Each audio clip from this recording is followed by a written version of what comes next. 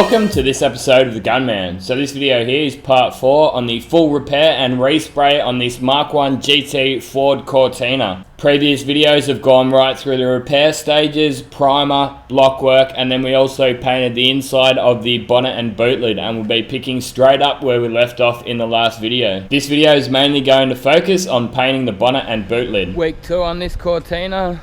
I've got most of it blocked down. I've just got to block this side down, those 3 panels left. I've gone around and done a few extra repairs and put a bit of primer on it, but I'm just going to leave the body for a couple of hours and go and paint the panels. Yesterday I was busy doing a couple of other jobs, so had a couple of days off it and left it over the weekend as well and didn't touch it. Finishing off a few parts of this Calais here and a couple of these other jobs I was busy on, but I've got the bonnet and boot lid ready to go. Also this little scuttle vent that goes around the front panel and tow hook, so I decided I'll paint all these now.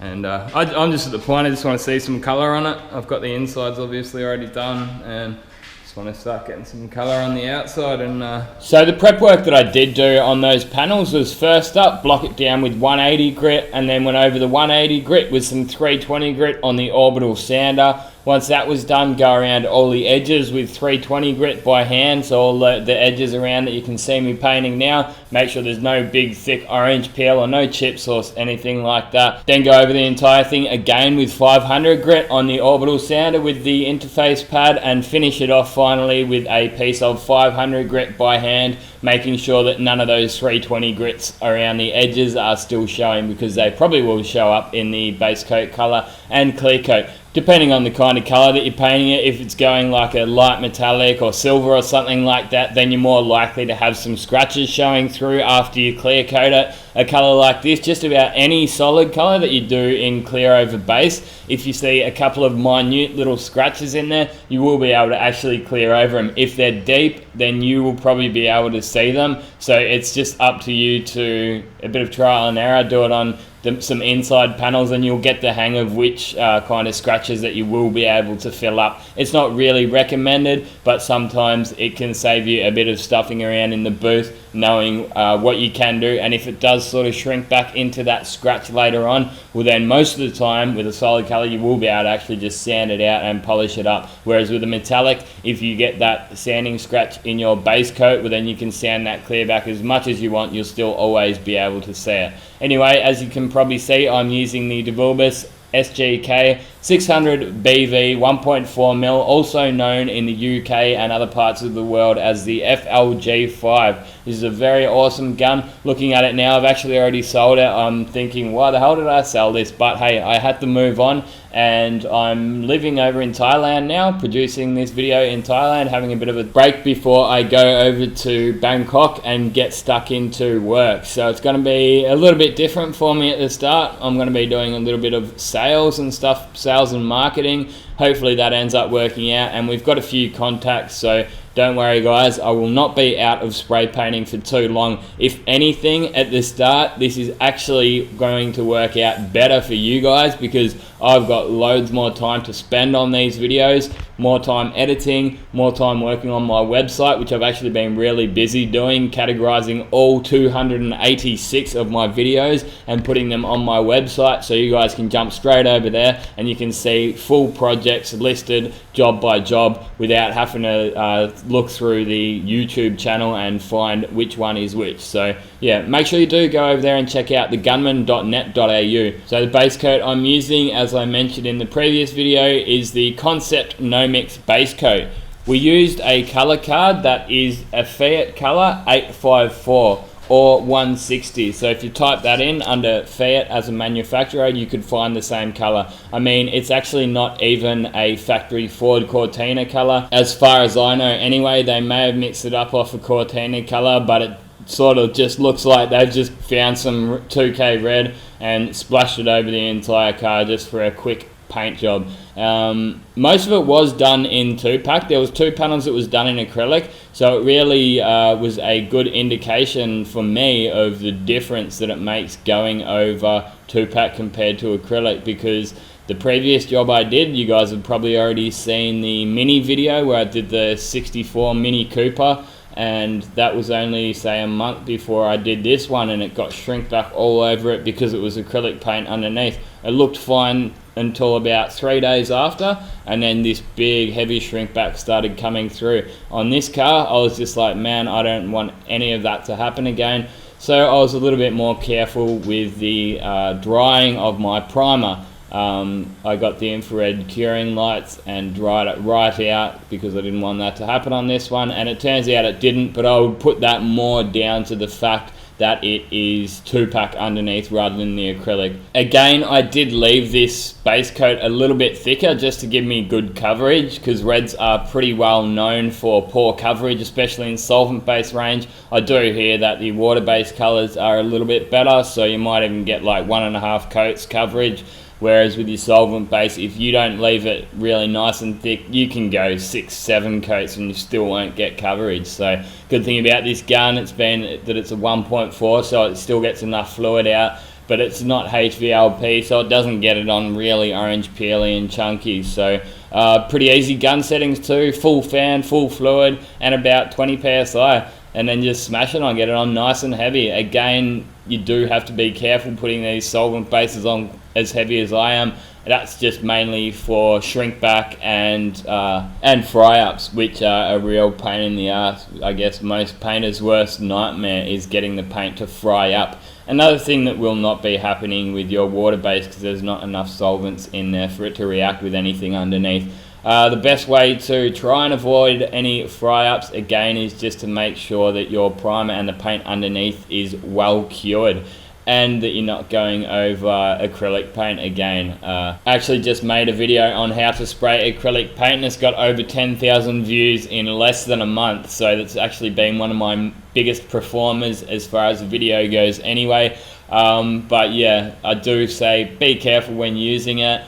It does lead to problems down the track. If you do want to get the job done properly in some 2-pack later on, you're probably going to actually cause more work for yourself or whoever is going to be fixing it later down the track. But hey, it's up to you. I do see the benefits of acrylic. DIY guys, people at home, it's absolutely ideal. It's a lot easier to use than your 2-pack. Very easy to polish. There's very low risks of getting runs, and if you do get a few bits of dust in it, well, then it's very easily sanded out and polished up compared to the 2-pack, which can take quite a long time to sand down and polish up because it goes so hard. So actually sometimes when you're doing polishing on your 2-pack finishes, there's like a bit of a window, depending on the temperature and the hardness that you're using as well. But when I used to work in the spray booth with the baking oven, it used to be like the next day with the Duke Zone Clear was ideal. If you'd leave it for a week, then it'd just sort of go too hard and it'd take ages to polish, but too early, and it's still a little bit too fresh to want to start sanding. So at the moment I don't have the baking oven, and I've found 2 or 3 days, depending on the kind of clear you're using, yeah, just a couple of days, and then leave it for a week and it might need a little bit more of a polish. So that's the base coat down with the DeVilbiss SGK. I just gave it a real good clean down the other day. It's looking quite nice again. Yeah, just 3 coats of the no mix solvent base. That one there's about ready to clear, but this panel here is still a little bit, a couple of shiny spots. You can sort of tell it's still a touch wet, so I'll give it a few more minutes and get some clear on. I'm going to be using the Concept HS Clear again. I used it in winter and had some drying issues with it, but it seems to be a bit better in the warmer months. It's starting to warm up at the moment, so just going to be using the Pro Lite for clear coat TE20. Haven't used it for a while, so I always like to change it up with my guns. Something new. So you guys may remember that I used that Concept HS Clear on that Stingray, and it took over a week until it was able to be polished. I did what I was saying before, left it for the 3 days and thought I'd get into that window, and it was able to be sanded, but I got the buff onto it and it just would not polish. I mean ages, hours, you'd spend hours and it would just not come up. So it just needed that extra couple of days. I was at the point, like I painted it on the Tuesday from memory the week before, come back in on the Monday, and I was like, man, this is not polishing up. I'm ready to just go and re-clear it with some MS Duke Zone Clear, which I know dries and I know you can polish it. And I just thought, look, I'll leave it for one more day. Came in on the Tuesday, and I was actually able to polish it. So a full week it actually took, but that was in the middle of winter. Although I did put it out, even though winter over here in Perth is not really even that cold, especially by most people's standards in Europe. So even in Perth, in the middle of winter, you'll get a nice sunny day, and we had it sitting out in the sun for like 3 or 4 days in a row. It was probably sitting at least 50 degrees in the sun. And when I did call up the concept guys, I'm like, hey, what's going on with your clear? It's taking a long time to dry. They didn't want to hear about it. They were a little bit rude about it. They were basically saying that I've done something wrong, and they just didn't want to work with me and didn't really take me seriously. So that was a little bit rude on their behalf, but hey, at the end of the day, they are a budget paint company. What more would you expect, really? They just sell cheap paint. They probably don't really care about you so much as making a couple of dollars. This is sold in the US as Transtar. I would not say it is the best quality paint on the market,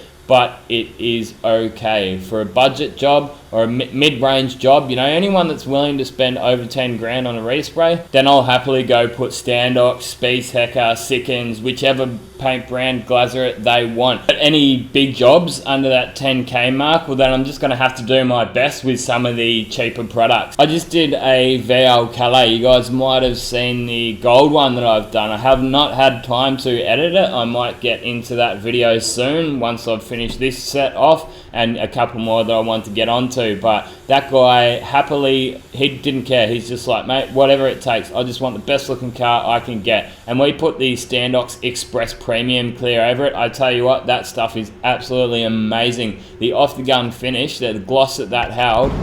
So that's my first coat down. It's gone down quite well. It's really quite clean. I'll put the next one on a little bit heavier, but a couple of those smaller bits in the bonnet will fill up. All in all, I'm really quite happy with how it's going. So yeah, just 10% reducer I put in that clear, and I run it at about 22 PSI, full fan, 3 turns out with the fluid.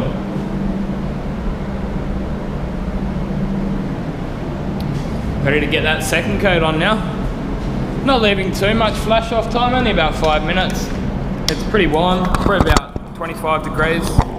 You've really got to love the Gti Pro Lite. It's just like an old friend. You can leave it, but as soon as you come back, it's like you never left. So easy to set up and so easy to get top quality results. Yeah, it is a little bit slower than the SATA, but I've found a lot less risky of getting runs, and maybe just an easier gun all around to work. The fan is a little bit smaller maybe than the SATA 5000 as well, but I tell you what, this ticks all the boxes for me. As I mentioned before, I've just moved over to Thailand and I had to downsize my gun arsenal. So which ones had to go? I can tell you now, it was not the Pro Lite. I did end up selling the SATA Jet 5000 though. A few reasons. The SATA 5000 ends up that you'd be able to sell it for that little bit more. So, a second-hand Pro Lite, you might only get 300 if you're lucky, whereas the second-hand SATA 5000, I ended up getting $500 for it. I think it was 500 or 550.